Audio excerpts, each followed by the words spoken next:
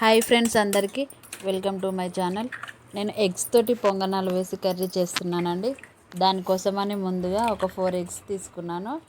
4 eggs బాగా తీసుకొని అందులో కొద్దిగా కొత్తిమీర, ఆనియన్, టేస్ట్ కొంచెం సాల్ట్ వేసానండి. అలానే కొద్దిగా శనగపిండి వేసి ఇది బాగా కలిపాను. ఈ మిశ్రమాన్ని బాగా కలిపేసి పొంగనాలు వేసుకోవాలండి.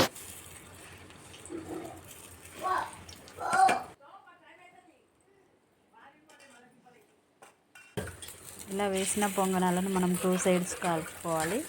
ఇలా నేను మరొక సైడ్ తిప్పుతున్నాను. ఇలా 2 సైడ్స్ కాల్చుకొని నేను వాటిని ఒక బౌల్లో వేస్తున్నానండి.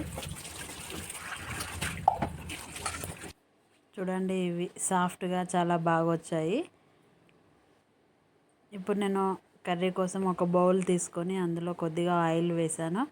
ఆయిల్ వేడైన తర్వాత పోపు దినుసులు వేస్తున్నానండి. జీలకర్ర, శనగపప్పు, మినప్పప్పు, ఆవాలు, కొద్దిగా కరివేపాకు వేసి ఒకసారి ఫ్రై చేయాలి. అలానే కొద్దిగా పచ్చిమిర్చి వేసుకోవాలి. ఒక మీడియం సైజ్ ఆనియన్ వేసానండి. ఇది బాగా ఫ్రై చేసుకోవాలి. తర్వాత టేస్ట్కి సరిపడా సాల్ట్, కొద్దిగా పసుపు, అల్లం వెల్లుల్లి పేస్ట్ వేసి మరొకసారి కలుపుకోవాలండి. ఇది మగ్గిన తర్వాత నేను ఒక 2 మీడియం సైజ్ టమాటాలు కట్ చేసి వేసుకున్నాను.